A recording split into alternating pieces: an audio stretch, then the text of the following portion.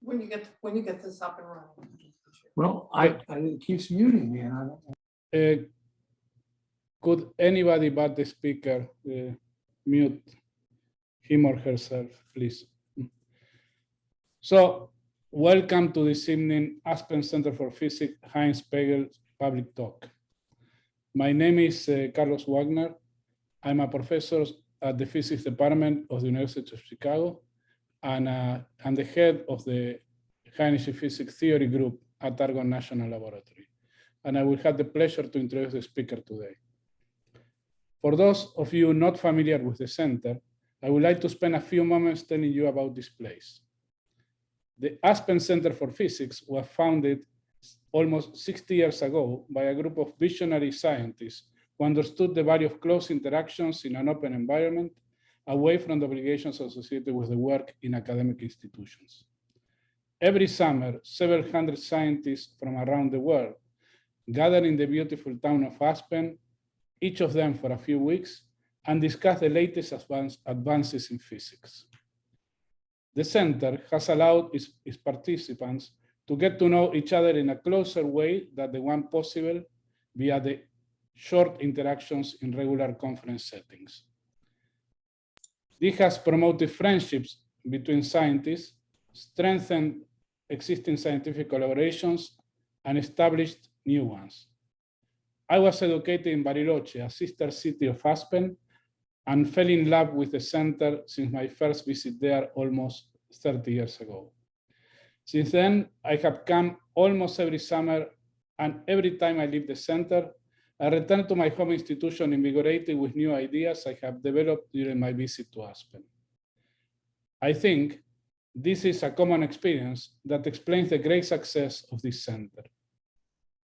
This success also relies on the generous support of the local community at Aspen, external donors, the US federal government through a grant of the National Science Foundation, and of course, the fantastic staff working at the center.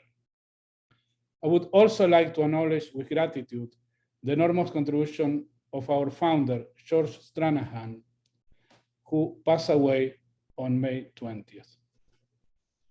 These public lectures honor Henry Pagels, who was a professor of physics at Rockefeller University, the president of the New York Academy of Science, and a member of the Aspen Center for Physics for 20 years, serving as a participant, an officer, and a trustee. A part-time local resident, Professor Pagels died in Aspen in a mountaineering accident in 1988. Due to the current pandemic, these lectures are happening online, but the Aspen Center for Physics is committed to continue the public lecture series in person during the winter. The Heinz Pagel public lecture will continue next Thursday at 5:30 p.m. Aspen time with George Stephens, talking about patterns in posture, chaotic worms, and other surprises from the physics of animal behavior. Today's speaker is Aida El Khadra, a professor at the University of Illinois at Urbana-Champaign. Aida got her PhD working at the University of California, Los Angeles. She held postdoctoral research appointments at Brookhaven National Laboratory, Fermi National Accelerator Laboratory, and the Ohio State University before joining the Illinois faculty in 1995. Aida has received several awards for her work, including an outstanding junior investigator award from the US Department of Energy and a fellowship from the Sloan Foundation. She is a fellow of the American Physical Society and a distinguished scholar at the Fermi National Laboratory. Aida is the leader of a large scientific collaboration dedicated to accurately computing the quantum corrections to the properties of the particles we find in nature. One of those particles, the muon, shocked the scientific community when it was discovered back in 1936, forcing the Nobel laureate Isidor Rabi to ask, who ordered that? The muon may be now revealing the presence of new physics beyond the one which is included in the so-called standard model that describes the interaction of all particles known in nature. And without further ado, I leave Aida to tell us about the recent developments in the study of the properties of this fascinating particle. Thank you very much, Carlos, for this really lovely introduction. I'm very glad to be here and give this lecture on a topic that I love to talk about. I have very fond memories of being in Aspen, at the Aspen Center for Physics, and I am looking forward to returning in person. My only regret is that this is a virtual lecture, but hopefully we will all be back in person. I was also very sorry to hear about George Stranahan. I know that he was a big force at the Aspen Center and also in the community. He will surely be missed. So let me start my talk today. It is going to be a little bit of a tour of the history of the muon and making then connections to the latest news that maybe you read about in some of the media. Here's a brief outline of my talk. It comes in 3 installments, if you wish. First, a little bit of a historical perspective, and then finishing with the standard model of particle physics and the muon's role in there. Then we will delve a little bit deeper into the quantum nature of the muon and what it means for its magnetic properties, what I like to call also quantum weirdness. And then we will be discussing a little bit more of the history of the experiments, as well as the modern theory used to describe the magnetic properties of the muon, and then I conclude. So let me take you back to the mid-1930s. Roughly speaking, when the known elementary particles were the proton, the neutron, which made up the atomic nucleus, and the electron and positron, and the photon. The neutron and positron, in fact, had just been discovered 2 years prior, and in particular, the discovery of the positron, well, the discovery of both particles was rather momentous.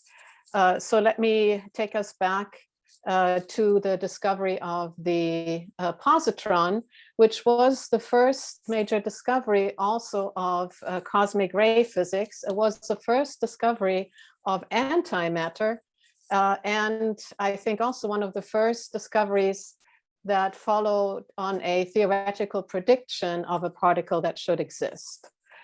So in that sense, it was rather momentous. The presence of the positron, the anti-electron, had been seen previously by others, but not with enough precision and enough dedication to the experimental measurements to be unambiguously identified as such. But there was another group that also discovered the positron at the same time. What you see here on the left is a cloud chamber image of a positron track. And what I want to do is go very briefly over the 3 main aspects that led to the discovery of the positron. Let me first tell you a little bit about cosmic rays, a little bit about cloud chambers, and a little bit about curved tracks of charged particles. And some of these aspects will also feature later in the talk. So cosmic rays are very high energy charged particles. They originate in both in our galaxy and also outside of our galaxy. And they mostly consist of protons, but also other particles. And these rays slam into our atmosphere and basically smack dab into the molecules in the outer atmosphere. And just like when you smash things together, stuff breaks and falls apart. This is also what happens here. The molecules get broken up, and in the process, a whole host of other particles are created, other protons, neutrons, pions, which I will talk about. And eventually these particles decay into electrons, positrons, muons, photons, and other particles. So there's a whole shower as indicated in the graphic here. Cosmic rays were discovered in balloon experiments performed by Victor Hess already in the early 1900s, 1912. And the discovery was based on measuring ionizing radiation. It did that silent thing again. Measuring ionizing radiation at high atmospheres. Prior to that, these ionizing radiation had only been identified with radioactivity. And so that was the discovery of cosmic rays. Now let's talk a little bit about a cloud chamber. So cloud chambers are used to see tracks of energetic charged particles, exactly like those in cosmic rays. So after those first experiments, then people put cloud chambers on tops of peaks of mountains, etc., in order to measure in order to examine the cosmic rays and its products more carefully. The basic principle of a cloud chamber is something that you can even look up in WikiHow, and there are YouTube tutorials.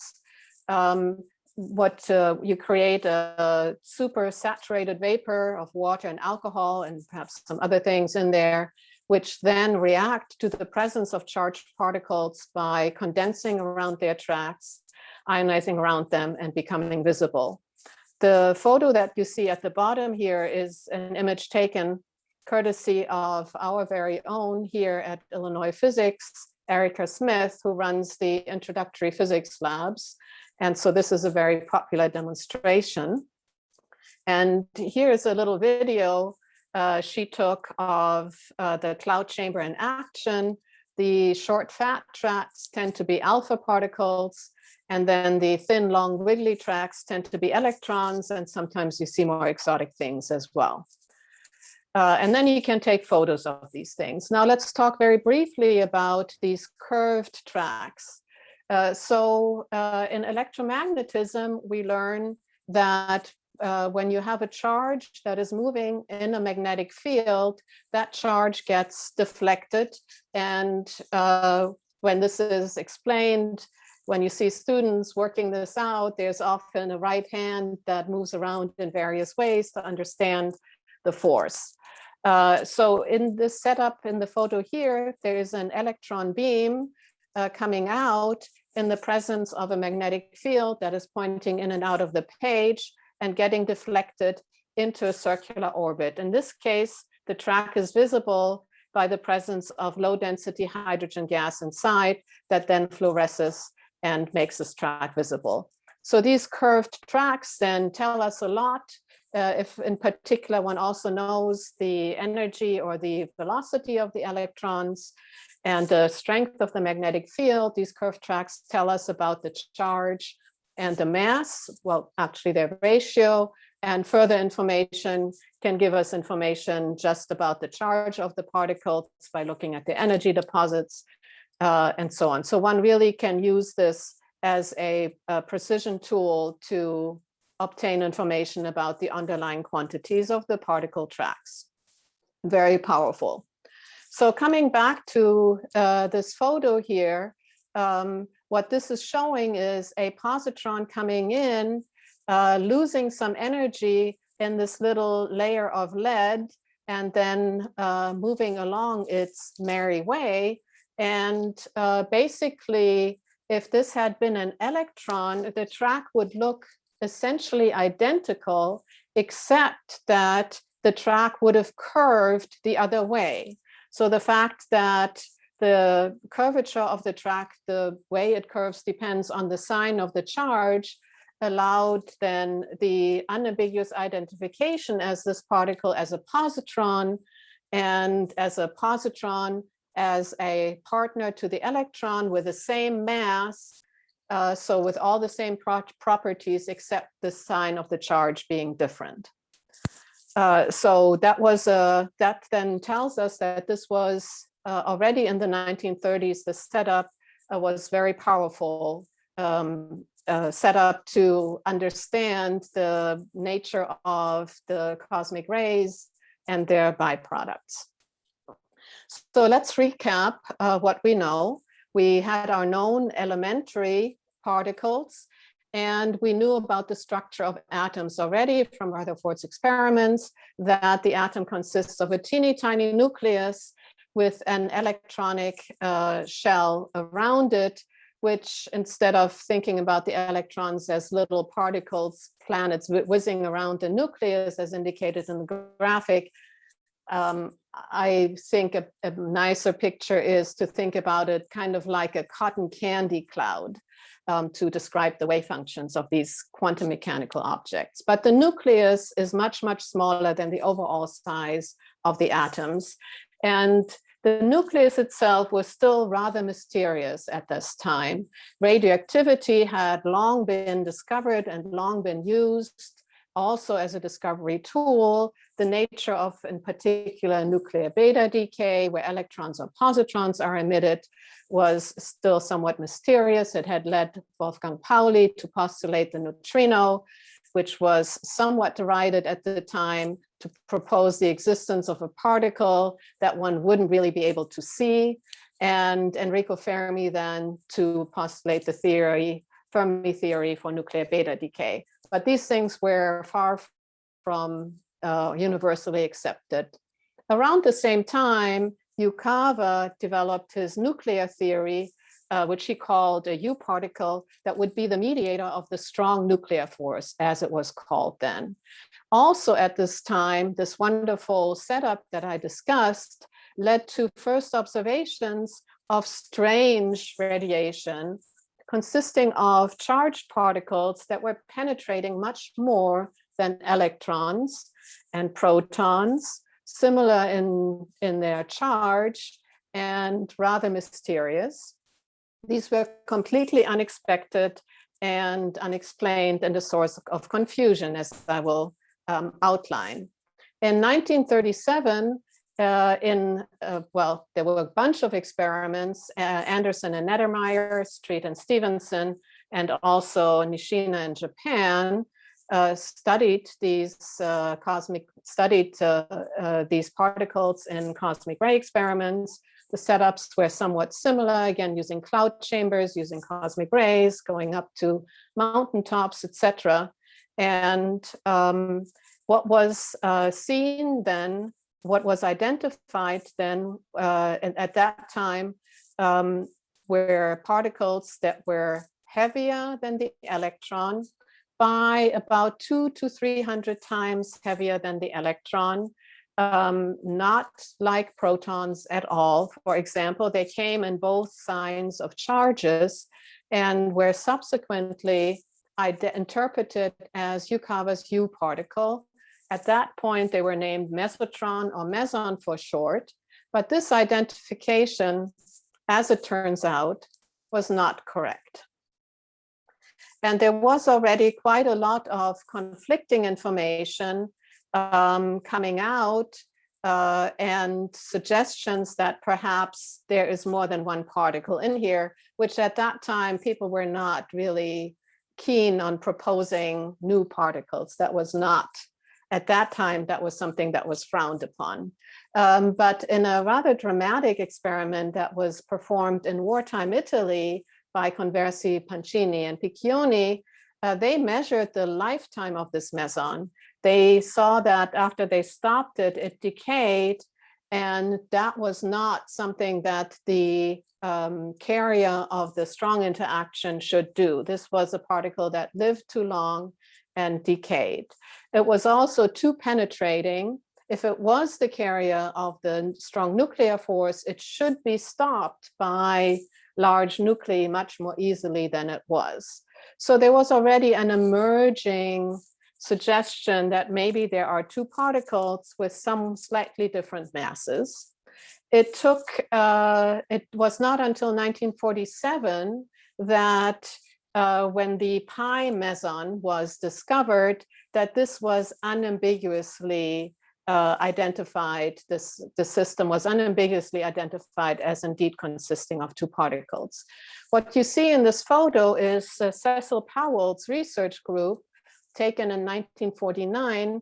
And you might notice that there are quite a lot of women in this photo, which, you know, you've only seen photos of men so far. And so that might be a little bit surprising. What Powell did was he took many, many photographs in his immersion experiments, and then had a large group of scanners examine them and measure the tracks to help identify these particles.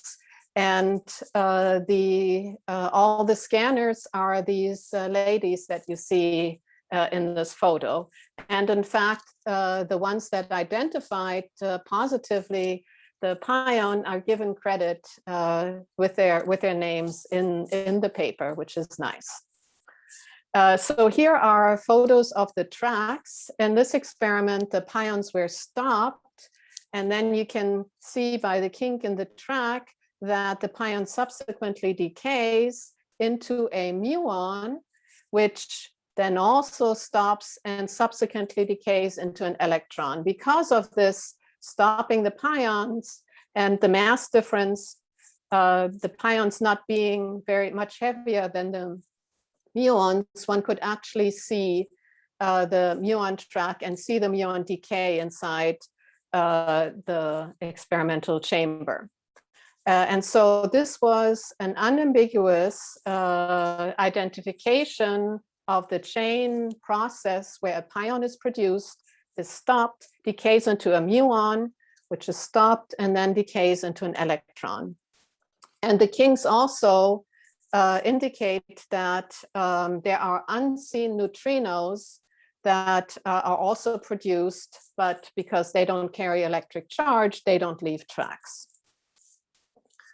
Okay, so now we are in this situation where indeed there are two particles. There's the pi meson, which we now call the pion, which is indeed the mediator of the strong nuclear force, describing the long range force inside the nucleus, and this new unexpected particle, the muon, basically a heavy electron, which, as Carlos already said, prompted Isidor Rabi's outburst, "Who ordered that?" It was completely unexpected. There was no theoretical reason for such a particle to exist. There was no need for it at all, given the current status of the theories. So, you know, unexpected things, of course, are very, very fun in the end. And soon thereafter followed many more discoveries of particles, both in these cosmic ray experiments and then also with particle accelerators. I will not go through this history. This would take me quite a long time. So let me now fast forward to the standard model of particle physics.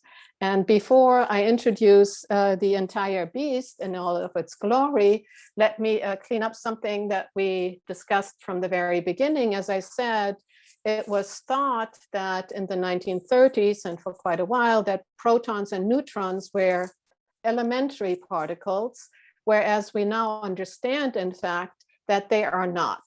They consist of quarks and also gluons, and it is the strong force, the strong interactions, also called quantum chromodynamics, which is responsible for keeping the protons contained in their sizes and then also making the nucleus as small as it is. Strong because it is very strongly attractive.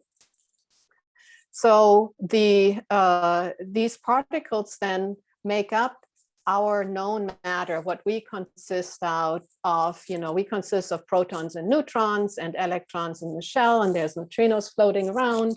And of course, photons are the source of light and many other things, including how our phones work and how the Zoom meeting works.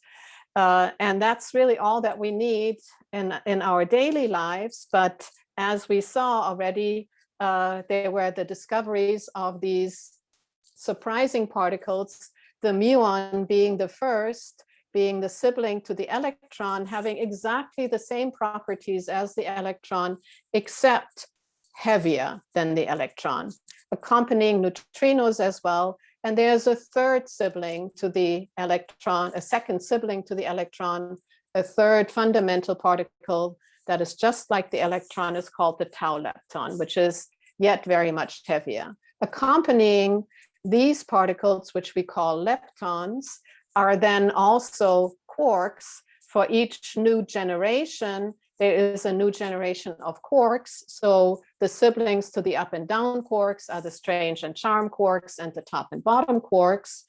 On the right side, you see the carriers of the interactions, the force carriers with the photon mediating electrodynamics, the gluons mediating the strong interactions inside the nucleus and inside the nucleons, and the weak bosons being responsible, for example, for radioactivity. And there's this hazy thing in the background indicating the Higgs boson, which gives masses, and the standard model is responsible for giving masses to all of these particles.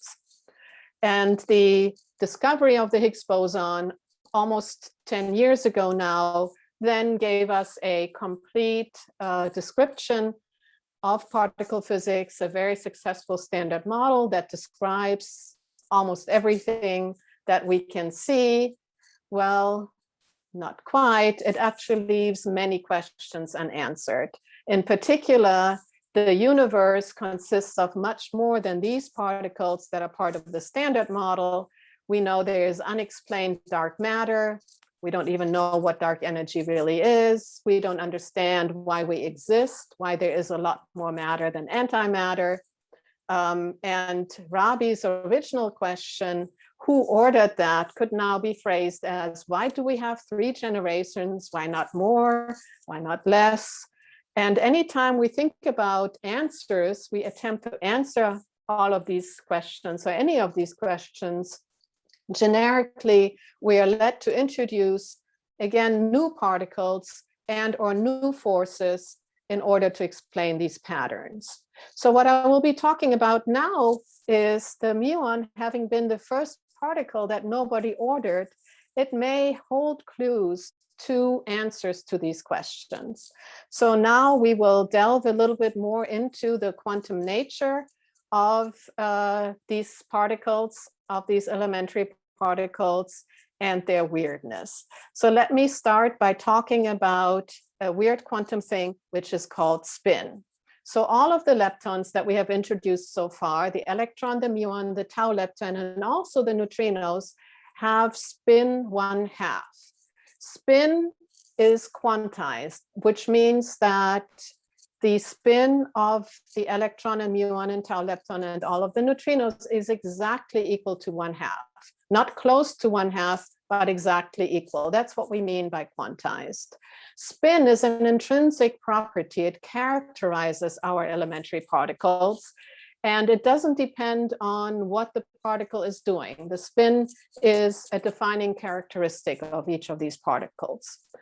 The effects of spin are similar to angular momentum, to rotational motion. So we can think of spin as some kind of intrinsic rotational motion, which, if you think about it, doesn't make all that much sense, because we're talking about elementary particles that are point-like, that don't have any extent. So you don't want to think about this too deeply, but the picture of spin, where we picture muons as teeny tiny subatomic balls that are rotating about themselves, is a useful picture if you don't take it too far, and hence the graphic down here. So spin is weird. There's really not a classical analog to it, except for this kind of intuitive picture. Okay, whoops. All right, so another thing that spin gives us then, together with electric charge, it turns these elementary particles into tiny subatomic bar magnets. And we characterize that as a magnetic moment. The strength of the magnet is described by its magnetic moment. So that's an analogy of spin being some kind of intrinsic motion. When we have moving electric charges, then the motion of an electric charge generates magnetic field. That is well known classically. And so you can make bar magnets like that using electromagnets. And so this is, again, a useful picture to think of our little elementary particles as teeny tiny bar magnets. Now, if you put a teeny tiny, think like compass needles. If you put such a teeny tiny magnet into a magnetic field, it will, if you set it up, it will precess similar to a spinning top, as shown here, that is spinning in the presence of the gravitation. So this precession can actually be measured very, very precisely. And that is the discovery tool that we will be using. So the strength of the magnet depends on, of course, the intrinsic motion, so the spin. It depends on the amount of charge that the particle has, and also on the mass. And we will come back to this prefactor in a little bit. So more quantum weirdness is virtual particles. So, in our everyday language, we use the term vacuum to denote empty space, to denote the absence of stuff, but the quantum vacuum is far from empty. The quantum vacuum, by the uncertainty principle, any amount of energy can give rise to, for fleeting moments, the creation of quantum particles, which then fluctuate in and out of the vacuum. Such particles are called virtual particles. And here's an illustration of the quantum vacuum that describes the strong interactions. So these virtual particles affect every process. Every particle physics process is affected by these virtual processes, including how a muon would precess in the presence of a magnetic field. The quantum of a magnetic field, of an external classical magnetic field, the quantum of it is a photon, which we already introduced. And in subsequent pictures, I will denote it as a wavy line. So coming back to our expression for the magnetic moment of electrons, muons, all of these charged particles, as I said, is proportional to spin charge and also inversely proportional to mass. It has this prefactor G. So now we're going to take a little bit more of a look at what G is. When Dirac wrote down his equation to describe charged particles like the electron, and then later on also the muon, moving relativistically in the presence of electromagnetic fields, what he found was that the G factor of these particles should be exactly equal to 2. In the presence of quantum effects, in the presence of virtual particles, then this G will become different from 2. The fact that the simple picture of a muon experiencing the presence of the magnetic field indicated here will be obscured by the presence of virtual particles, and this becomes more complicated. We can, in the standard model, the theory gives us the tools and principle to calculate all of the virtual effects from all the standard model theory to the magnetic moment. So this is something that we can calculate on the theory side. And as I said, this is something that can be measured on the experimental side. Now, since we're looking at a quantity that is already sensitive to these virtual effects, you can see, tying back to our not having a satisfying description of all of the outstanding questions and saying that possible solutions to these questions may give rise to new particles, new forces, if these new particles, virtual effects of these particles are contributing to G, are making an effect here, then we will not be able to calculate them. They're not part of the standard model. And then we will see a disagreement between our theory and experiment. So that is how the muon can help tell us about so far undiscovered phenomena. Okay, now the first calculation of these quantum effects goes back to 1948, was performed by Julian Schwinger. The simplest virtual effect comes from a virtual photon, which first is emitted and absorbed by the muon before the muon sees the presence of the magnetic field. So this correction was calculated by Julian Schwinger. It's a very small correction. Alpha here is called the fine structure. It is sets the scale for size of atoms. It's one of the fundamental parameters of electrodynamics. The fact that alpha is small is actually very nice. It means that we can use something called perturbation theory in order to use the quantum theory of electrodynamics to make very precise predictions, as we shall see. So this smallness of the virtual photon's contribution, which is the largest of all possible contributions, is shown here, since what we're looking at is the difference of G with 2. Quantum effects are a measure of how different G is from 2. Let us define the difference of G from 2 as little a.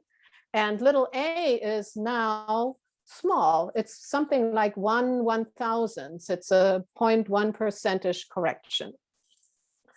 Okay, so this was a very important calculation. It also came at a time where there were emerging very precise experiments using atomic spectroscopy and transitions of the electron's magnetic moment, which established that the electron's G factor was indeed different from 2, measurably different, with an experimental uncertainty that established this could not be equal to just 2.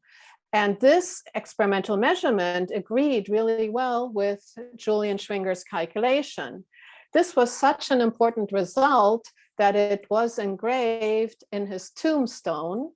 It really was one of the cornerstones of giving us a complete understanding of how to treat quantum electrodynamics consistently and develop a quantitative description of the theory using perturbation theory.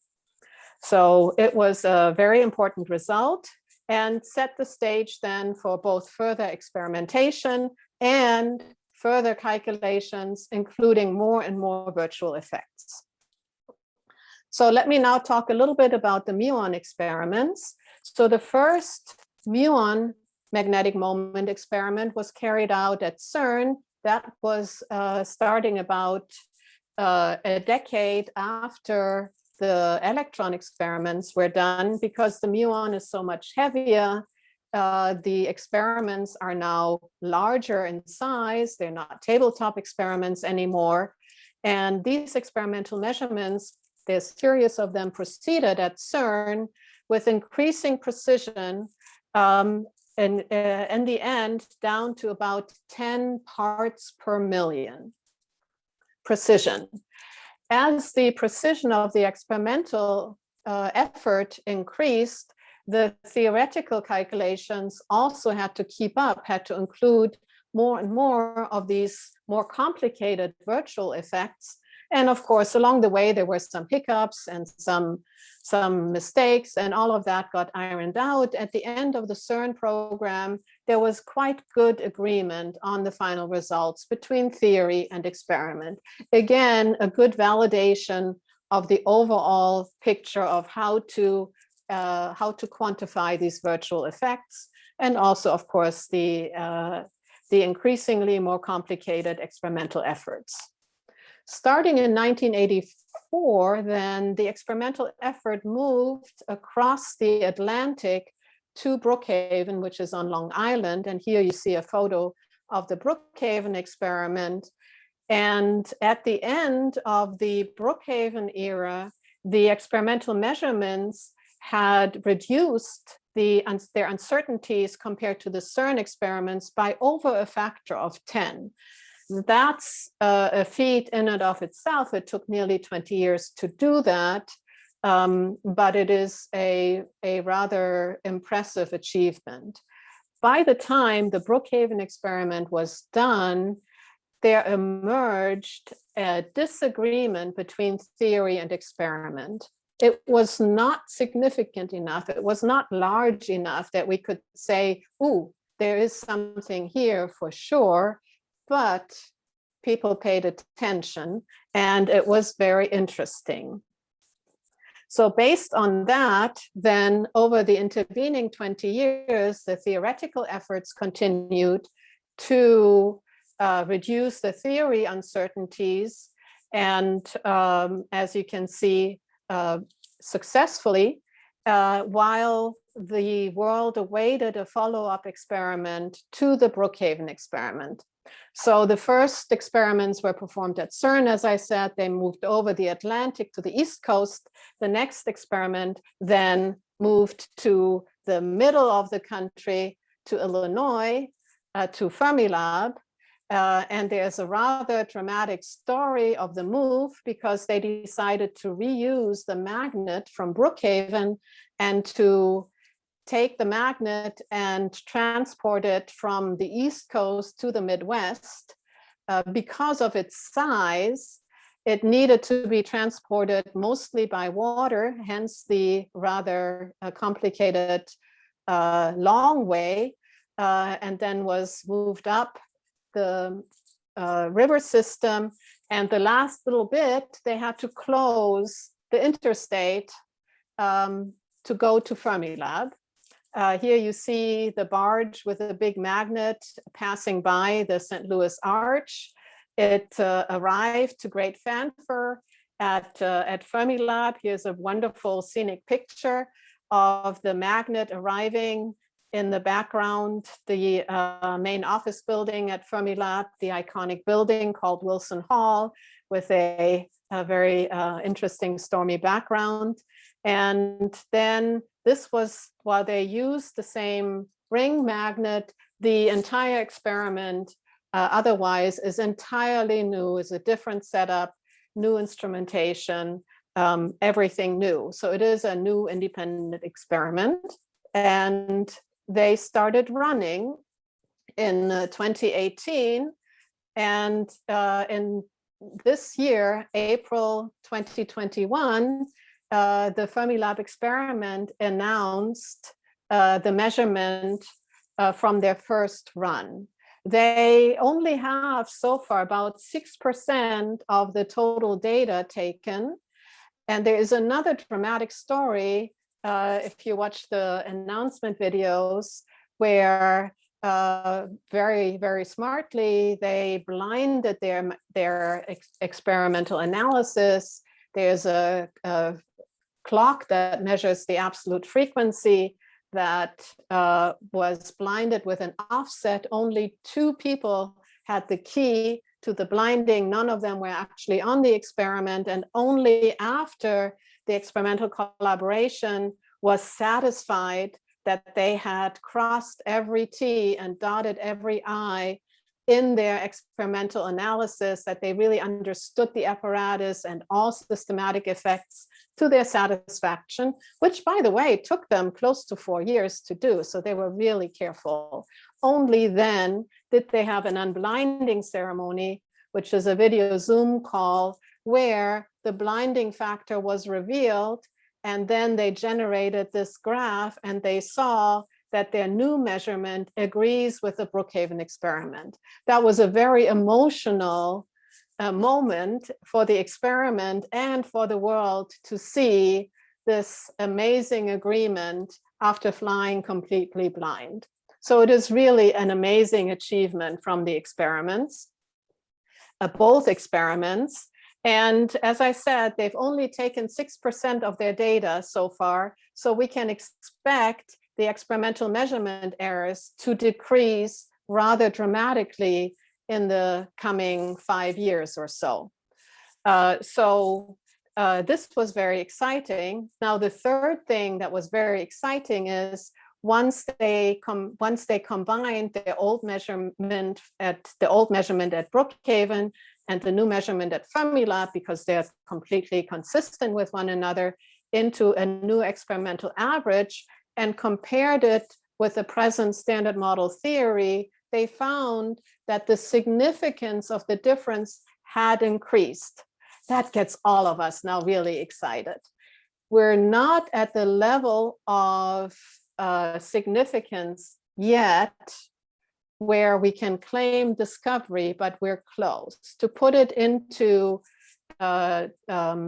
different numbers, the probability with this difference, the probability for this difference to just be a random fluctuation, statistical fluctuation, random other events, is something like 1 in over 30,000. That's not a small enough probability. We're waiting for the significance to translate into something like, it has to be 1 in 3.5 million or so. And we call that 5 sigma. So that's our threshold. That's the gold standard in particle physics. The difference between 4 and 5 doesn't seem so large, but the difference between 1 in 40,000 and 1 in close to 4 million is indeed very large. And that's what one should keep in mind. And it is really important to keep that if we're going to use that difference then to actually try to understand what physics what unexplained phenomena may underlie this difference. Okay, so now I will turn to the standard model part, the theory part, which is what I've been involved in. As I told you before, the theoretical prediction for the magnetic moment, the quantum fluctuations come from all sectors of the standard model. So from quantum electrodynamics, so that's virtual photons, virtual electrons, muons, etc. From the weak sector involving the weak bosons, the W and the Z bosons, the neutrinos, the Higgs boson, etc. And then also the hadronic corrections, which are predominantly driven by the underlying quarks. So let me start with QED. Again, we start with a Schwinger term, but now fast forward some 60 years later, these calculations have now been performed, including more than 12,000 diagrams. And so the first 3 digits here describe, roughly speaking, the Schwinger term, and the rest of this is moving up ever higher order in the perturbation theory to include ever more diagrams. So this is now to 9 significant digits known and calculated very precisely. The overall uncertainty is 1 part per billion, 1,000th of a part per million. That's an amazing theoretical uncertainty that the experiments will not reach for a long time. So basically, the QED corrections are completely understood.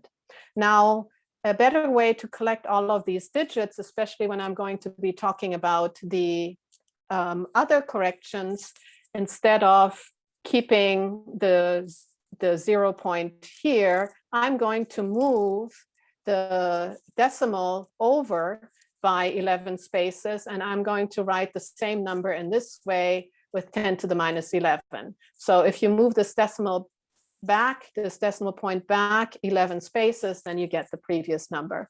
That's these are more convenient units for the comparisons. Okay, now let's look at the rest of the corrections. The weak corrections, one of them would involve a virtual Z boson being exchanged, are much smaller due to the weakness of the weak interactions, and also the fact that most of the particles are rather heavy in here. And so this is a much smaller contribution compared to this one here. It is also known very precisely. However, the so-called hadronic corrections are known much less precisely. Whereas for the QED and the weak corrections, calculating these diagrams and evaluating them very precisely is really not a problem at all. In the case of these corrections here that I'm showing, the so-called hadronic corrections, it is the actual evaluation of these diagrams, which represent integrals, that is troublesome for reasons that I will tell you in a minute. So the overall contribution compared to the dominant QED one is much smaller, but the error is also very large. So these hadronic contributions are the dominant source of theoretical uncertainty. And that is the focus of most of the theory work nowadays. To put this into a pie chart, if you look at the overall contributions from the standard model sectors to the magnetic moment, it's by far dominated by QED. If you squint, you see a tiny sliver here. Those are the hadronic contributions. But the uncertainty is entirely driven by the hadronic contributions. In order to address this, we created a muon G-2 theory initiative. Basically, all hands on deck, all people who have any expertise at all in evaluating these contributions got together for years, holding workshops and trying to refine our theoretical understanding of these contributions. So that's the muon G-2 theory initiative. It is from the start an entirely international effort, inclusive, including experimentalists, different kind of theorists, and people from all over the world coming together. We've held many workshops. We had really intense discussions.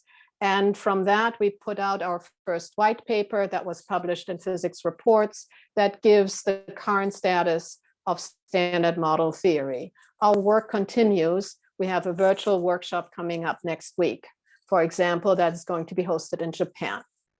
So why are the hadronic corrections so difficult? So this looks very similar to the Schwinger term that I showed you already. Here we have a muon connecting to a virtual photon, which then splits into this hadronic bubble. This happens also in QED, except then the bubble would consist of, say, electron-positron pairs or muon anti-muon pairs, which is something we can calculate.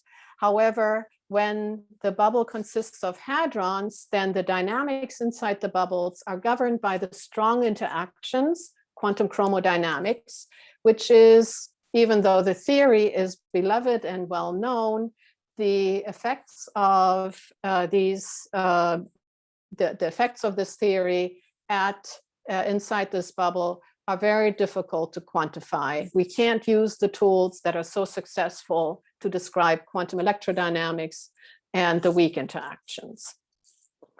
Luckily, we have two independent complementary approaches. I will not go into detail for them. One is called dispersive data-driven, which is basically taking the foundational characteristics of the quantum field theory to then rephrase this bubble in terms of other quantities that we can measure in experimental measurements. And that's what data-driven means. The second method is something that I do, is lattice field theory, which also has been around for many years. It was invented at the same time that quantum chromodynamics became the accepted theory of the strong interactions. And we have a lot of experience doing these calculations as well. But this is still a hard problem for all of us. But there are two rather well-established frameworks by which we can do these computations. Here's the current status. On the left is the current status for the light by light contribution that is also shown at the top here, where you have 3 virtual photons plus the magnetic photon and the hadronic bubble. And we see that all of the different methods that are considered give us consistent results. So this contribution is now quite well quantified, which was not the case prior to our muon G-2 theory initiative effort. So that's a real outcome of the initiative. On the right, what I'm showing you is the standard model prediction for the magnetic moment in comparison to the experimental average. The orange band is the experimental average.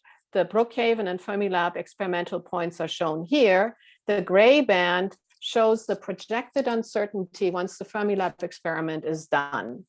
What I'm also showing here then are the different evaluations of the hadronic vacuum polarization, this diagram over here up in the corner. Added to that, the known standard model prediction from our white paper for the other contributions to look at the total difference. And this is where the 4.2 sigma comes from. So there are the established data-driven methods that are well understood and that we as a community scrutinized for the last 5 years in great detail and understood all of the uncertainties and provided a conservative estimate of our knowledge with this gray band. And there are the lattice field theory results shown here.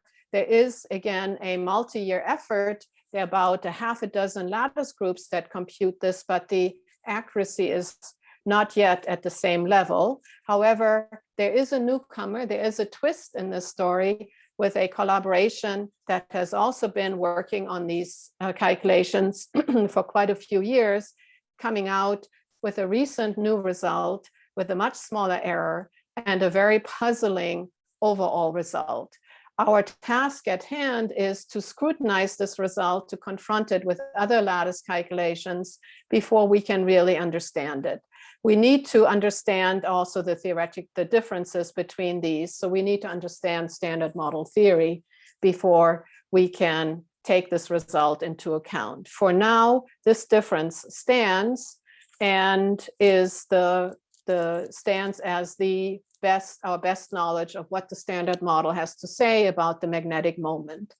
I would also like to point out that there is another experiment continuing the theme with the experimental effort moving ever further across the globe, another experimental effort mounted in Japan that will also measure the magnetic moment of the muon that will start in the mid-2020s.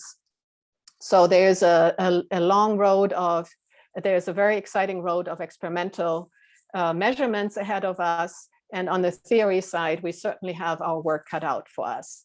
Meanwhile, the community of particle theorists that like to think about these questions and possible theories to answer these questions are also thinking about what might fill this space. And there's a lot of activity, a lot of theoretical activity to try to understand how to accommodate this difference in these new theories that might answer some of those outstanding questions.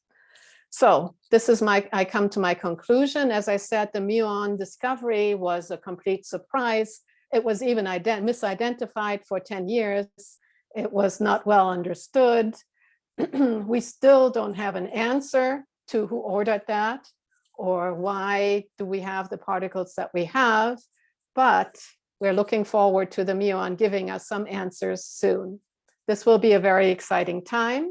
I would like to also thank everybody who participated in the muon G-2 theory effort, and I would like to thank you all for your attention.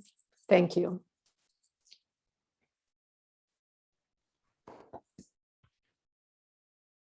Thank you, Aida, for this very clear and nice presentation. And then I will open the room for questions. Please, if you would like to ask a question, you can raise your hand so that you can find the link to raise your hand at the bottom of your Zoom page. And if not, please, if you cannot do it, please let me know. David, I think you have a question. It's a great lecture. I really appreciate your spending the time. Something that lasts a millionth of a second seems to me very difficult to measure accurately. How do you measure it accurately enough to try to get to 5 or 6 sigma. I just don't understand. It's not like you've got a second or two to get that measurement. A millionth of a second is really small time. Yes, explain that, yes, indeed. That's a great question. So what comes to our aid here is time dilation. These muons move with a speed that is close to the speed of light. So while by their own internal clocks, they only last, 2 millionths of a second, they, in our lab, in the experiment, have time to go around that huge magnet a few times before they actually decay. So it's a special relativity at work. Thank you. And you can see, you can see their decay, and you can actually, if you want another very precise verification of special relativity is part of that. Yes. So when you give us seconds, you're talking about the muon would be a non-relativistic speed, and we're watching it relativistically. Yes. Got Yes. it. So in our lab, it is lasting much, much longer. About how long would you say it takes for the decay? I think the time dilation factor is, I don't want to give you, Roughly. it is less, I think it is less than a second, but it is, much more than a microsecond. I'd have to look that up. I think it's at least a factor of 1,000. Enough time. Yes. Great. Thank you.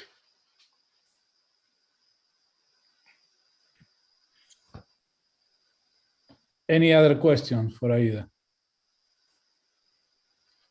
Peter? Yes. So 6% of the data, can you hear me? Yes. 6% of the, excuse me, 6% of the data has been collected. The remaining 94%, are you confident that that's enough to get you from 4.2 to 5 sigma or more? That's a great question. So I should clarify, I'm not an experimentalist, I'm a theorist, but in fact, they have already collected much more than 6% of the data. They divide their data collection into runs. The results that were announced in April were based on 6% on which was collected in run 1, which basically was in 2018. They are now in the process of collecting data from run 4.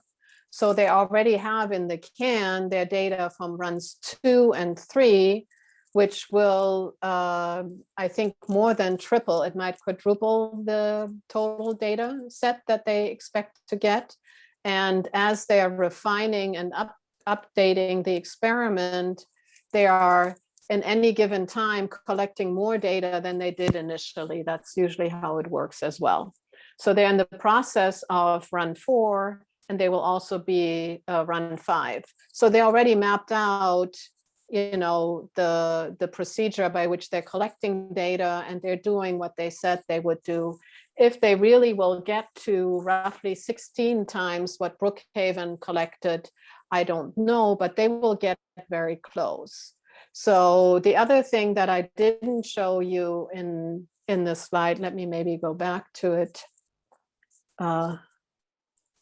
Another thing that is worth pointing out here, if you look, these errors, these data points look a little bit funny. There's this thing over here, right? Why is it that way? This distinguishes the statistical error, which is this long lever arm, and the contribution from the systematic uncertainties, like how well do their clocks work, how pure is the magnetic field, etc., and all of these things. That last bit is the statistical, the systematic errors. This part is the statistical error. So now it's simple statistics. If you're going to get 16 times more data, then this is going to be reduced by a factor of 4. So that's actually really solid, given the breakup between systematics and statistics. So I think these are very solid expectations. Great question.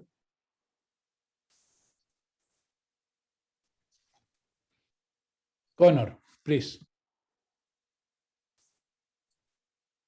Sorry, was that me? Oh, great. Hi. Hi. So going back, maybe not as related to muons, but when you were talking about the virtual particles, you say that they appear from pure energy.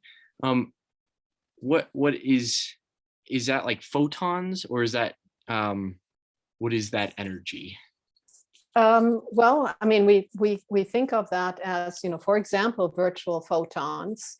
It's the energy that's stored, for example, inside, inside an atom, where the electron, and the proton, exchange virtual photons, and that keeps the electron close to the nucleus, close to the proton.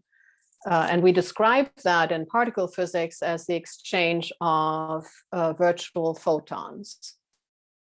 Okay, so it isn't a defined particle or something like that. No. And a heavy particle like the muon, by the laws of quantum mechanics, the uncertainty principle, it can change its energy away from what it should be given its mass for a little bit of time, and emit a virtual particle or absorb a virtual particle, and then go back to being real, to being its usual self. So these are some of the quantum weirdnesses that we have, that things can be out of whack a little bit from, you have a particle, it has a mass, it travels, it has a velocity, so it has a total energy, but its energy can fluctuate up and down for a moment in order to observe or emit these virtual particles via the uncertainty principle. And it's really the uncertainty principle, Heisenberg's uncertainty principle,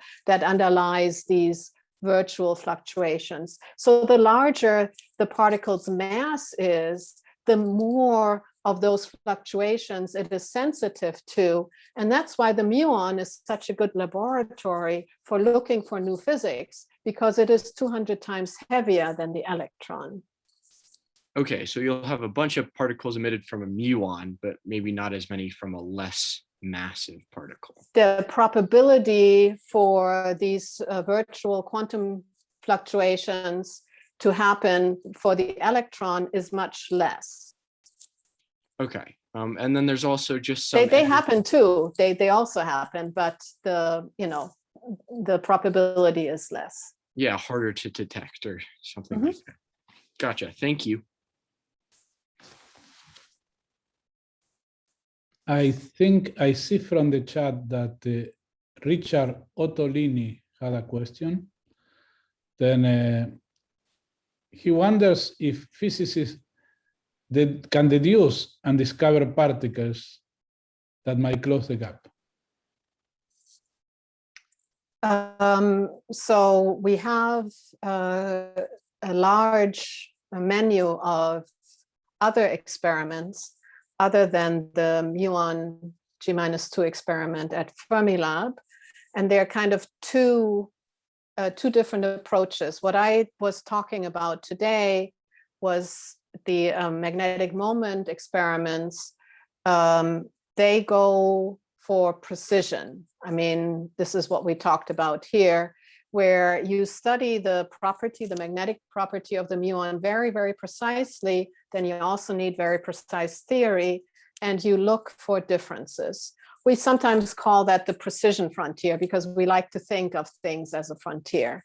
But there are other experiments that take a more direct approach, and we call that the energy frontier, And the energy frontier is at the CERN, the European laboratory, where there is a big accelerator that smashes protons together at the highest energies, and then much like, you know, smashing toy cars together and you see what springs and so on fly out.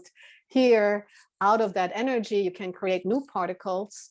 And there is an ongoing search for such new particles that might show up in these collisions. So this current tension between theory and experiment for the muons' magnetic properties can give us some guidance together with theorists thinking about what the constraints are on these new theories. They can then tell the Large Hadron Collider experiments, this might be a particular good parameter space to look, and this is what the signatures might look like. So there's this interplay worldwide in particle physics for, you know, taking all the information we have to see where are the most likely places where we might see some signs of new physics.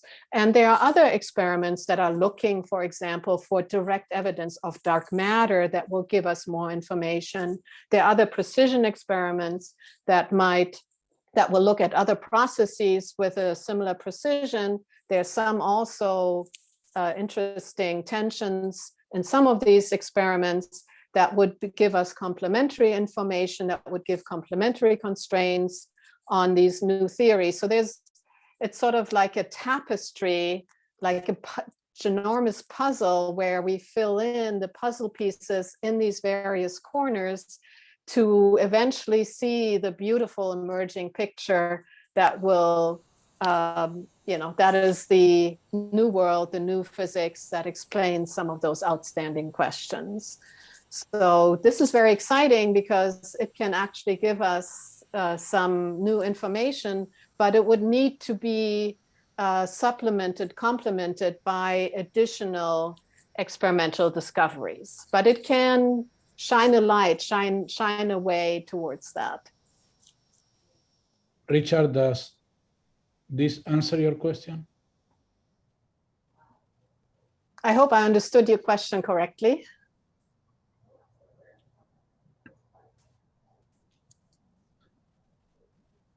Okay, while we wait, are there any other questions?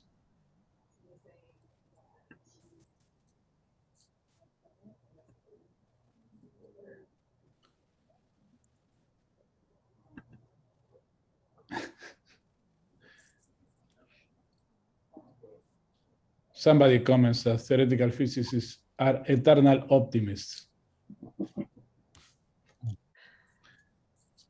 Anyway, I think you have to be an optimist to do difficult things. I agree.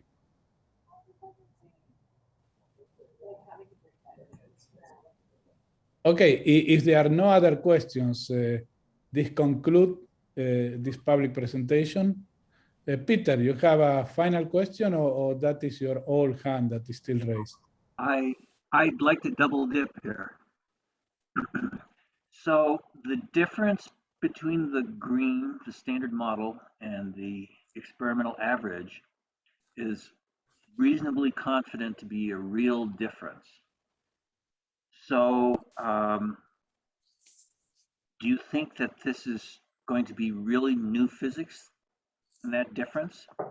Or is it going to be a better understanding of the standard model that accounts for that difference? So I can tell you what I hope for, and you always hope for something new. yes, I'm certainly hoping that this will be solidified, and that on the theory side, for example, with using the methods that we're currently using, these errors are actually these uncertainties, the theory uncertainties, are actually driven by experimental measurement uncertainties, because we're using these other experimental data and then use our theory tools to repackage the data into a standard model prediction for the magnetic movement.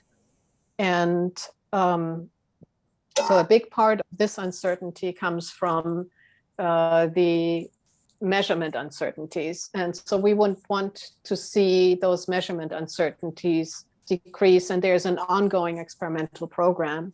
I also, being a member of the lattice field theory, worldwide lattice field theory community, I want to, we're carrying out these calculations, this direct calculations. We really need to see consistency between the data-driven methods and the lattice methods with commensurate precision. We're not there yet. I've said before that this is our best theory prediction right now, but there's sort of some storm clouds on the horizon that could mess up the party. And so we need to go after that. And there's it takes lots of computing time, large scale, computational resources. So it takes time and money if you want to do that, but that is being pursued. So just like the experiment, we're very careful in dotting their I's and crossing their T's, and weren't satisfied until they understood all the details of this tiny little, of this small contribution here. We have more work to do on the theory side. So I would not say that it's going to be a discovery. I still hope so, but it's going to be interesting any which way. It might be surprising, but hopefully it won't just be hopefully it won't just be a giant misunderstanding.